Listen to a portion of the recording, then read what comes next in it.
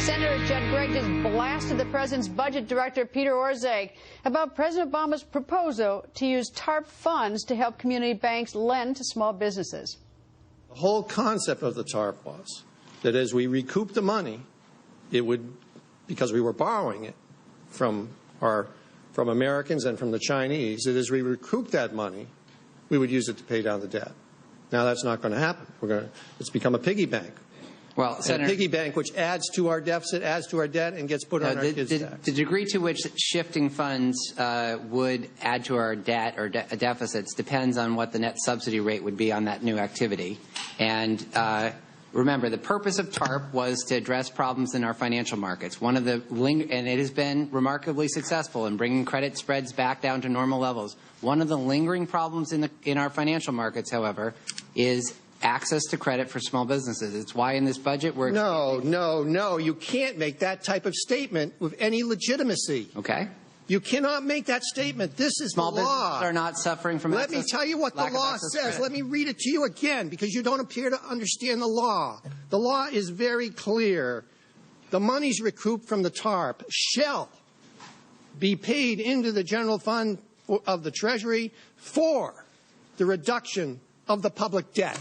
It's not for a piggy bank because you're concerned about lending to small businesses and you want to get a political event when you go out and make a speech in Nashua, New Hampshire. That's not what this money's for. This money is to reduce the debt of our children. Ouch. Well, for the inside story on that showdown, we went to Capitol Hill and Senator Gregg went on the record. Senator, nice to see you, sir. Greta, thank you for having me on. Thank you for letting us come to your office. Yeah, I appreciate you coming in. All right, today you had quite a showdown with Peter Orszag. Well, you know, they've sent up a budget which, by their own terms, is unsustainable. It puts us on a path which is basically going to lead us to fiscal insolvency as a nation, in my opinion, and I think in a lot of other people's opinion. It's a huge deficit machine is what they've proposed, and that leads to debt, and the debt is not sustainable. It gets passed on to our kids and basically will lower the quality of life of our children, and that's not fair. I feel very strongly that when you send a budget like that up, you should also send up some fairly big ideas for how you're going to address it in the out years. How are you going to keep us from going off the road? How are you going to keep us from passing on to our kids a nation that can't be afforded? And there are no big ideas in this budget on the issue of fiscal discipline, none. There are some ideas, and I support their freeze concept, but the freeze is $10 billion compared to a $1.6 trillion deficit. It's really not going to get us there. Well, one of the things that he brought up that obviously you were quite heated about was the whole idea of taking some of the returned TARP money and giving it to community banks to the tune of $30 billion for lending. You say that that's not legal or not authorized by the statute. No, the way TARP was set up, you know, we borrowed this money. We borrowed it from Americans, and we borrowed it from the Chinese, and we took it and we used it to stabilize the financial industry during a severe crisis which would have basically bankrupted Main Street had all these banks failed. So we didn't have it just set aside some cash? No, this was not in a draw somewhere. We had to go out and borrow it. And as part of that decision, there is very clear language put in the bill. I wrote it.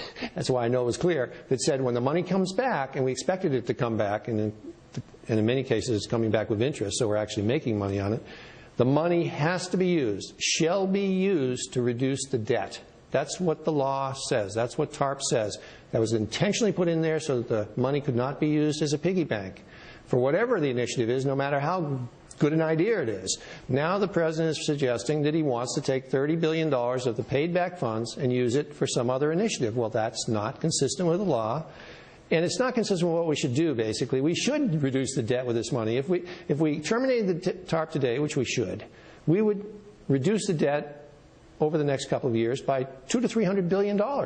That's a big chunk of debt reduction. And that's exactly what we should be doing with this TARP money. We shouldn't be using it to create a new program here, a new program there, depending on which way the wind's blowing on some given day. Well, the word that I seized upon in listening to the exchange today is shall. And when I was in law school, that wasn't a word that gave you any sort of wiggle room. It just must be. How does the White House, the administration, justify saying that they can take the returned TARP money and send it out to these community banks, this $30 billion for loans? How do they justify it? Well, the word is shall, and they can't do it legally. So what happens? So Mr. Orszag, to his credit, said they're going to change the law.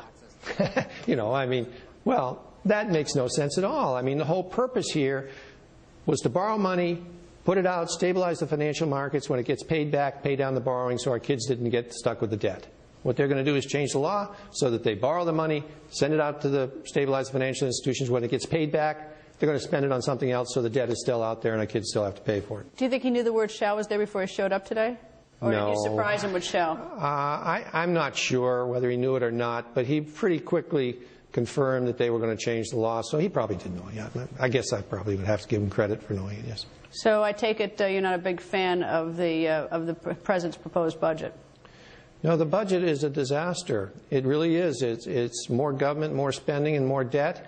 But the real problem isn't the short run. The short run's a problem.